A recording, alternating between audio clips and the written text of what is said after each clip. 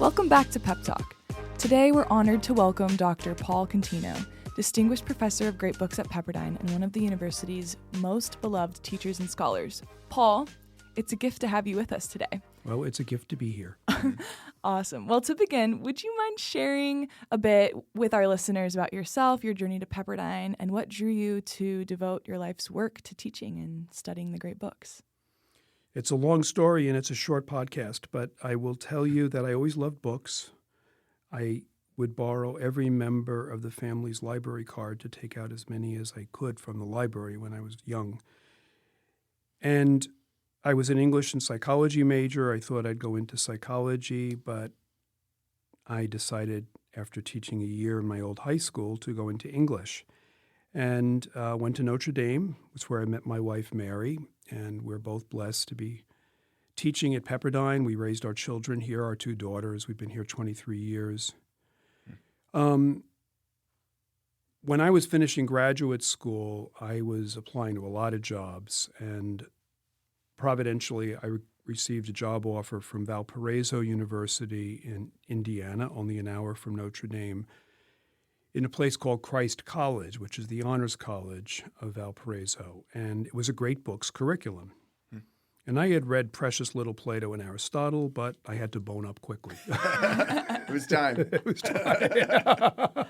So, well, they say those who can't do teach. So that's what they say, And honestly, when I look back on what I've done for a living and got paid for, it's like one long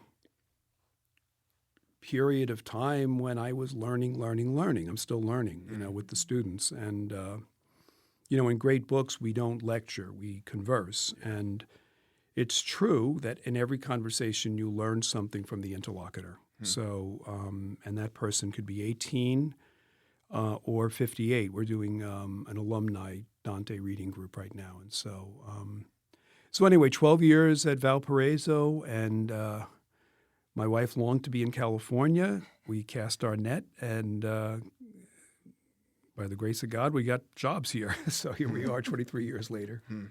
It's awesome. Well, as you know from the title of the episode, we're talking today about Lent, and in particular, what we might learn from the great books and from Dante about Lent. But Paul, actually, so I didn't even say I was going to do this, but I think so. You do something at the beginning of classes that I think is really cool. Oh. And I was wondering if maybe we could start the podcast today. You'll start in prayer and then do a little bit of a moment. And can I pass to you and you just do your thing for a second? Thing? And then we'll hop on? But I wish I memorized Psalm 51 completely. I'll just say a few words. It's the penitential psalm. It was in the lectionary today, and I put my iPhone away so I can't read it. But you want me to just say a brief prayer? And then just do a minute of silence? Yeah. How do you start a class? Isn't that like the most forbidden thing in radio? No minute of silence? I think that is the thing. We're breaking all the rules here. Breaking the rules. All right. But the audience, I think the audience could benefit. All right, let's do it. Let's do it. Thank you, Lord, for this day. Thank you for bringing the 3 and 4 of us together. And I'll pray a little bit of Psalm 51. Create in me a clean heart and a steadfast spirit renew within me. And what I often do at the beginning of class, we either pray a prayer by Thomas Aquinas or by a saint in the Orthodox Church, Metropolitan Philaret. We just take a few seconds of silence. So we'll do that, just a few seconds, just to kind of gather ourselves and breathe and be present.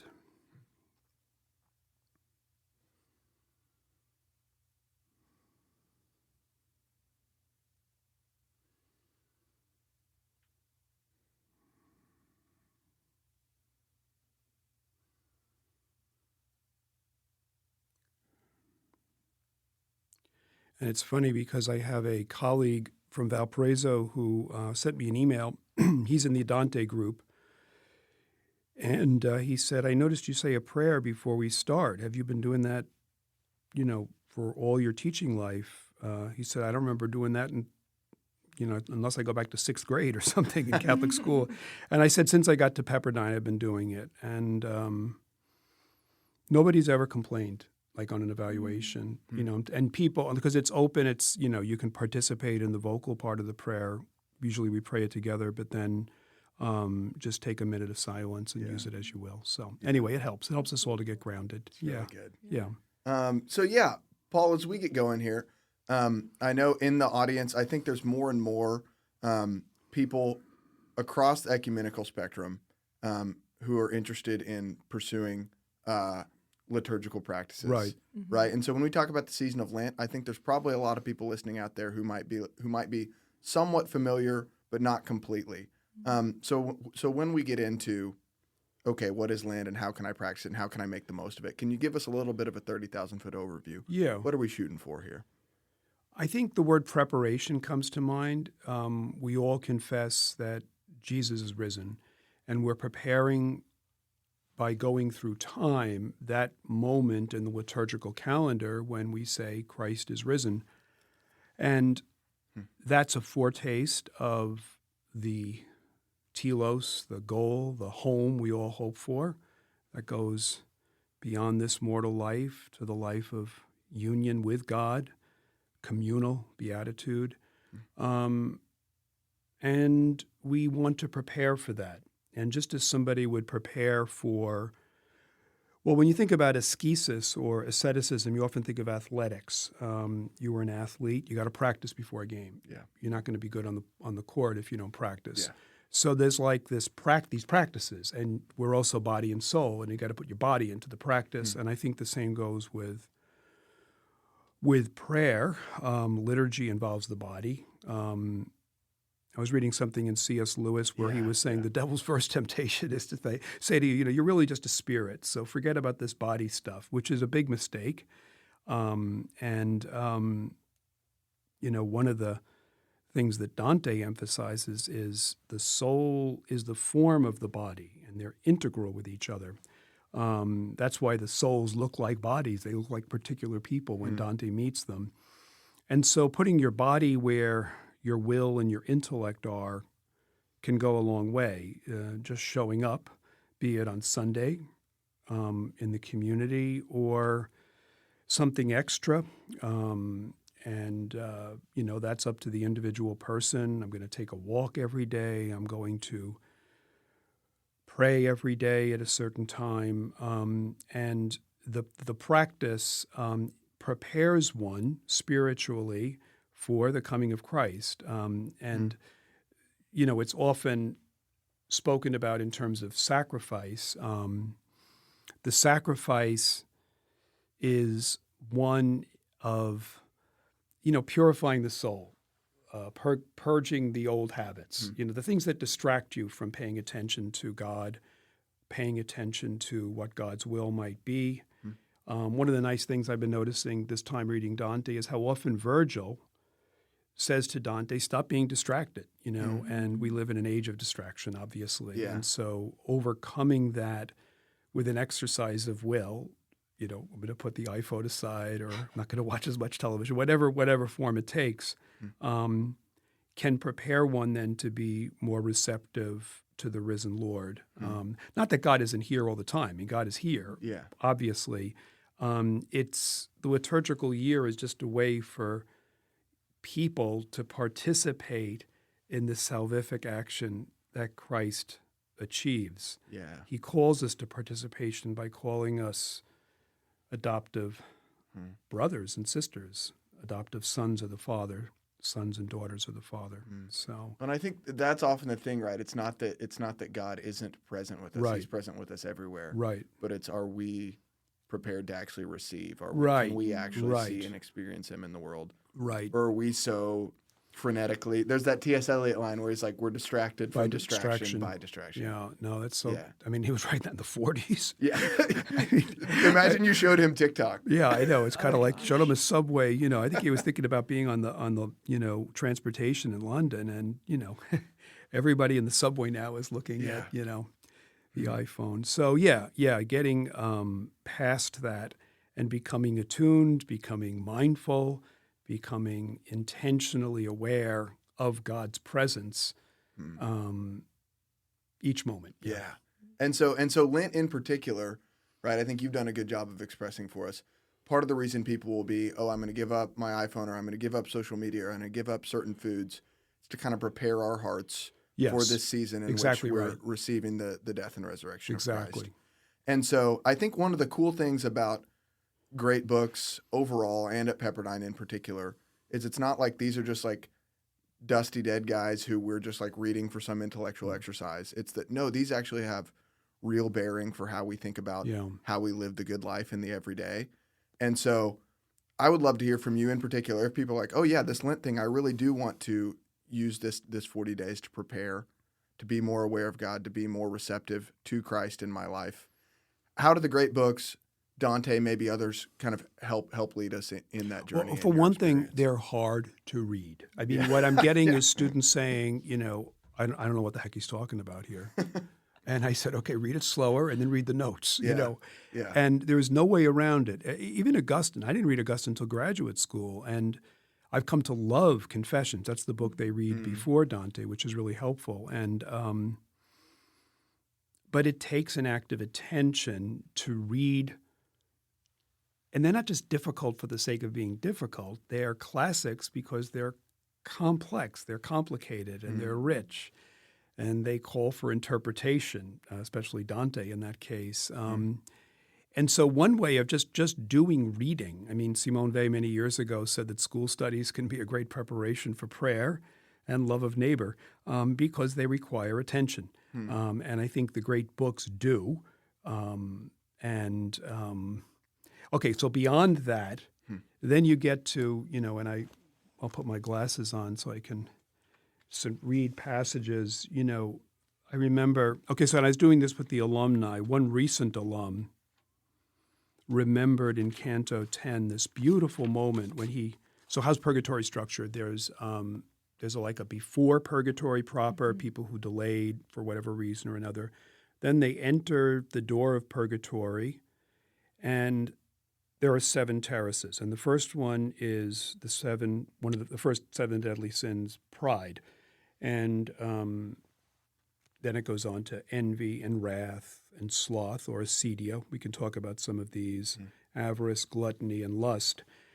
But in pride, one of the souls says this. I mean, this is the kind of thing somebody could put on an index card, if that's still a thing, and write it and put it on a bulletin board. Are they still a thing? I don't know. Or put it on your iPhone to remember it. Proud Christians, wretched and alas, so tired, who feeble in your powers of mental sight, place so much faith in your own backward tread. Do you not recognize that you're worms? Whoops. Self-esteem fans, I'm sorry, but I'm going to read that again. I don't know if I should clap or not. Do you not recognize that you are worms born to become angelic butterflies that fly to justice with no veil between? It's a beautiful image. No, it's not good, of course, obviously, to call yourself a worm when you wake up in the morning. but you remember what you're called to be. The beauty of the resurrection is that we're all called to the transfiguration of the flesh in the resurrection of the body that, Peter, James, and John's get a glimpse of when they see Jesus with Moses and Elijah. And what's interesting, it just occurred to me, Moses and Elijah went through 40 days of fasting, just as Jesus does. Of course, I didn't mention that. And but Israel has the 40 years in the wilderness. 40 years in the wilderness. So the 40 thing is really important biblically, and but anyway, so you read a line like that, or for me, I'm going to read this. It's because one of the things in Lent that's important is fasting. And honestly, I'm Catholic. It's pretty easy. I mean, it's like, don't eat meat on Friday. And if you can remember that, when you go to the dining hall, so somebody's coming over for dinner on Friday. I can't make the steak. Yeah. I'm going to Save the steak for tomorrow. Like, I'd much rather make lasagna with pork. It tastes better. But people are coming over, so no, make vegetarian lasagna and salad. Okay. So, and then on Ash Wednesday and Good Friday, you don't eat between meals. Orthodox do it way more intensely, and I kind of admire that, like they're old school that way. But when Dante gets to the gluttonous, they're fasting, and he meets an old friend of his called Ferresi Donati. And, Dante says, whoa, you're looking pretty thin. And, they got Ozempic down here? Yes. Yeah, right. Yeah. So, no, they do not. And he says, what strips your leaves? Don't make me wonderstruck. Because they got this tree with this wonderful fruit, juicy as anything, and they can't eat it, and they got the stream going, and they're fasting, and they feel a desire, and it's a painful desire. So here's Ferese. I'll read this. This is the Robin Kirkpatrick translation that I'm using right now. There falls, he said, from the eternal mind a virtue in that water, in that tree, back there, which sharpens me and pares me down. And all these people, weeping as they sing, because their gullets led them past all norms, are here remade as holy, thirsting, hungering. Cravings to eat and drink are fired in us by perfumes from the fruit and from the spray that spreads and fans above the greenery. Nor once alone in circling around this space is agony and pain refreshed in us. I call it pain. Rightly, I should say solace. Interesting. For that same yearning leads us to the tree that led Christ in his joy to say Eli, when through his open veins he made us free. Eli, Eli, lama sabachthani, my God, why have you forsaken me? Christ's prayer of the psalm on the cross. The idea is that they enter into and participate in the suffering of Christ, and that becomes a solace. And it's paradoxical. You think of that cry on the cross as one of agony, and he's suggesting that it was cried by Christ in joy. Wow. There's it's a lot of paradoxes everywhere in Dante, and the idea is that we somehow are called to that participation. So lines like that. Yeah. As I told my students, they're writing papers on Dante they're due in a couple of days. They're all coming in for office hours today and tomorrow. You're not to write a devotional. Yeah. You're writing an academic paper. Yeah. You're attending to the text, you're making an argument, you're advancing the argument with attention to the text, with evidence, with good argumentation. But sometimes I'll let them put ... a little coda at the end of the paper, and reflect upon how this relates to your life, because it does make a difference for them spiritually. Yeah, and totally. I don't think those are divorced. I don't think the intellectual, the emotional, and the spiritual life can that never be divorced. And that's that's right in the Pepperdine affirmation statement. Well, it right? is, yeah. The intellectual exercise cannot with impunity be divorced from the divine process. And that's what I love That's about teaching here. This is why it's a gift. And same thing with Valpo. It's a Lutheran school. We prayed together, and I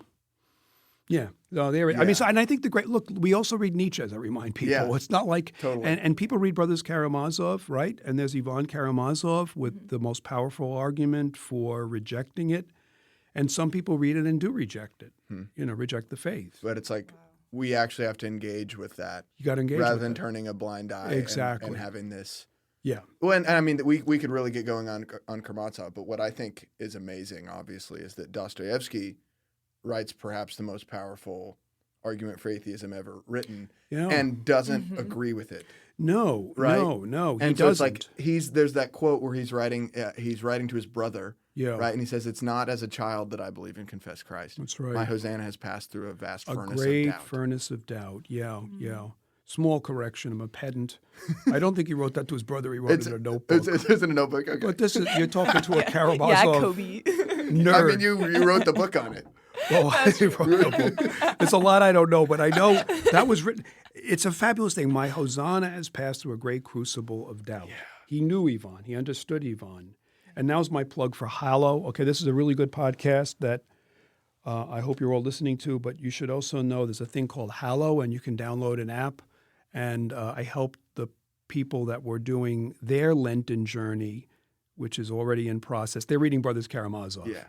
So whether it's Dante or Dostoevsky or Augustine or Julian of Norwich, we'll be doing her in a few weeks. There's just so much wonderful literature that can provide spiritual nourishment for the journey. And it's nice to be teaching this stuff right now. So good. And I want to call back for a second, Paul. I think the fact that we brought up the furnace of doubt is fitting in that for Dostoevsky, right? He goes through the furnace of doubt. He goes through the difficulty and the suffering, and yet comes out better on the other side, is made better by it on the other side, which is sort of what we're talking about with Purgatory We are with Dante, right? And I think there's the key difference there is I think you read the Purgatorio, and these people are suffering, just like the people in Part 1 in Inferno are suffering. Right. But there's something significantly different going on here. Yeah. Right? Because the people in Purgatory are suffering and being purified and made better by it. And so they're rejoicing in it in the same way that Dante is saying maybe even Christ was rejoicing on the cross. Yeah, which is dangerous. I feel like as we're saying this, we might be walking right into Nietzsche's path here. There's those Christians rejoicing in suffering. Yeah. Christ said, I come to give you life and life in abundance.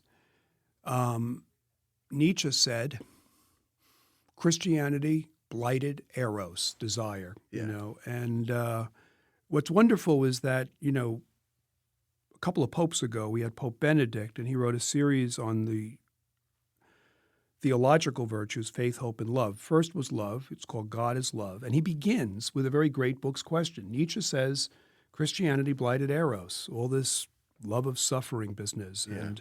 And Nietzsche was about life affirmation. So Benedict asked the question, is it true? And I think and this is where Dante comes in, desire is very much present. So there's eros and agape. And if you're a Christian, you say, well, agape, that's our path. True. That's the love that God has for us, the self-giving, self-emptying love that Christ shows on the cross. But, and we were in conversation about this the other day, and Benedict asked this question, does God desire us? When Jesus meets the woman at the well, may I have a drink of water? He's thirsty. I have water that you do not know of. The idea of prayer is that God desires us. Whether we know it or not, we too desire God. God is our source. Our hearts are restless until they rest in thee. We find other means of satisfying that restlessness. And so the answer to Nietzsche is, and I think Dostoevsky was doing this, and I think Dante in his own way is doing this, eros is affirmed when it's rightly directed. I mean, in both cases, you've got Dmitri and Grushenka in the Karamazovs, and you've got Dante and Beatrice. And, one of the questions you gave me beforehand, which was very nice, did I see anything new this time around? One of the beauties of great books, whenever you read these books again, you see something new. And when he gets into the Garden of Eden at the top of Mount Purgatory, he sees this beautiful woman named Matilda. And he's supposedly been purged after going through the 7 terraces. He's gone through the flames. He's been told by Virgil, your will is now erect and firm. And he sees this beautiful woman, and he thinks, I think she likes me.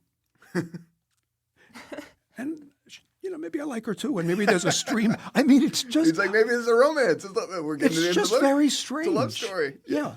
And there is no sense in which, so the intellect is still being purified. That's how one would read these scenes. Okay. And of course, when he meets the most beautiful of them all, Beatrice, whom he fell in love with at 8, very precociously, as a Florentine kid, and she lets him have it. I mean, there is no way in which that's a dewy kind of romantic reunion. When he weeps when Virgil leaves, do you remember this? Yeah, she lectures him, right? It's she says, save your tears. I got a sword for you that's going to make you cry plenty. You just haven't felt it yet. Oh, okay. Now Nietzsche might walk right in right now and say, well, there they go again. But the point, and this is where Williams is so important. I didn't bring the journey to Beatrice, but he talks about the way of affirmation. Catholics often talk about the analogical imagination. And students get this. They know that their attraction to someone, even erotic attraction, that may or may not come to fulfillment, can be a spur toward goodness. That eros is not divorced from goodness, that the good and the true are integral with the beautiful. and this has been the case with the ancient Greeks, and that beauty leads us to God. Benedict, I'm quoting him a lot, said the best apologetics are the saints, the beauty of the saints, and the beauty of the art that's created in the glory of God, in the spirit of glorifying God. So what I'm getting at is that both these books are very aware that part of our human nature is to be drawn to beauty and beautiful persons. But how do we direct that? How do we refine that? How do we not get, and this is where the word freedom is so important, how do we not get trapped by that? How do we find a way toward freedom and an real affirmation of life rather than a kind of addiction and confinement? Yeah, really good. Paul, so one more question I would ask on kind of a similar front is, we've got students at Pepperdine from across the ecumenical spectrum. It's a Church of Christ university with students from the Church of Christ tradition, from other Protestant traditions, from Catholic traditions, from Orthodox traditions. You probably have students in class who come in and they go, hey, Paul, you're a Catholic guy. This all sounds pretty Catholic. Right. This whole purgatory business. I don't really believe there's a place called purgatory. What does Dante have to offer someone like me? Maybe I do want to do the Lent thing. I want to get to know Christ better. Right. But this, is different than what I believe theologically. Right. What can I gain for it? Maybe for thinking about my daily life. Good. In that case. So, the brief answer would be that purgatory, and some of the alums are pointing this out, is a very good analogy for everyday life, even beyond Lent. Every day should be a preparation for the presence of God. Whole earth is our hospital. Or, yeah. Explain what you mean by that. Oh, yeah. So Eliot, I know, at one point says, it's in 4 quartets. He says, the whole earth is our hospital. Yeah. And this is a big idea throughout that work, is that all of the things that we encounter in life in a way that's much like Dante's Purgatory, right? Yeah. These people are going through these quote-unquote punishments, but they're meant to heal them. Really, they're medicine, right? It's tough medicine. Yeah. Sometimes the pill's going to taste bad. The surgery is almost always going to hurt, but it's meant to heal you. And Eliot says this is kind of what all of earthly life is. Yes. Is this kind of hospital experience. Yeah, and I was thinking of something I had just happened to read. Again, on the iPhone, you read so many things, you forget the source. But Thomas Merton, the Benedictine monk, who I think people should rediscover, said something about the way our just daily interactions provide that medicine. He was in a monastery where most of the time people were being quiet, but there's an array of personalities. Every time you enter into a communal situation, there's potential ways in which you can bump into each other, rub each other the wrong way. What's beautiful about purgatory, as Dante portrays it, is that the envious, for example, who used to be in competition, are now leaning on each other. Yeah. And they're this is not a competition. I don't have to be afraid of you. We can help each other. And when you approach that, potentially purgative interrelational encounter as a way in which, I'm refining myself by losing myself a little bit, learning the practice of humility, making room for others, it goes a long way. And they're doing that all the time in purgatory. They're asking for prayers. They're praying for other people. To go back to the ecumenical, it doesn't have to be some place after death that you believe in. Even Catholics, as I understand it, don't understand it as a place, as more just kind of a state, a spiritual state of purification. But rather, one can think of it as something we do every day. Every day has its joys and its purgatorial challenges. Yeah. Yeah. Really good. But it's like maybe if we're viewing them in a certain way. In a Lenten kind of way. The lens you bring to it. Yeah. Right. Yeah. It's really good. Well, one more question before we close out. I would be happy to talk longer, but we can have a part 2. Maybe back. someday we I will. can do this all day. We can do it all the time. This is more fun than I thought it would be. Hey, well, where we can please share with our audience where we can find you with the new Great Books Club with Alumni Affairs. Oh, okay. Maybe share some information. Do I need to share a website? No, I can share the website and the link. What's the next series in the Great Books? Okay, this Club? is interesting because what I'm going to do is actually we've been very lucky with the participation, and I'm learning to become more technologically savvy so I can actually read the chat box as I'm talking to people. And then I printed all the chats. And I asked them all to comment on one of the 7 deadly sins. I mentioned them earlier. So alums are giving me reflections on each of them and the counter virtue. I mean, the important thing is they're not just dwelling on the sin. They're always meditating on the virtue that counters the sin. And the first example is always from the life of Mary.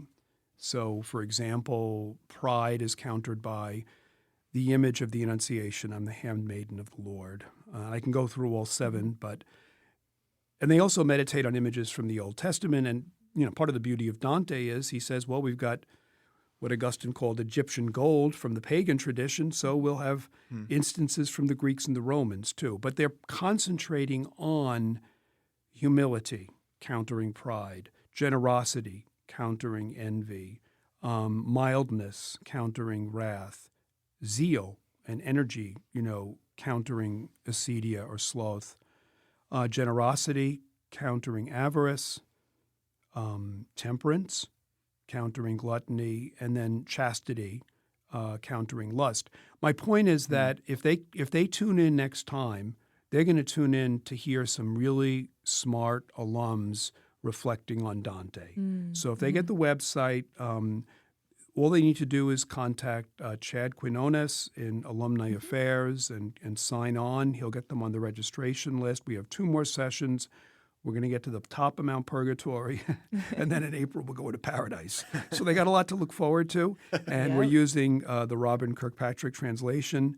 One thing, if Dante is hard, it helps to listen to the audio. That's one suggestion I would make, and there's a good audio of this Penguin edition.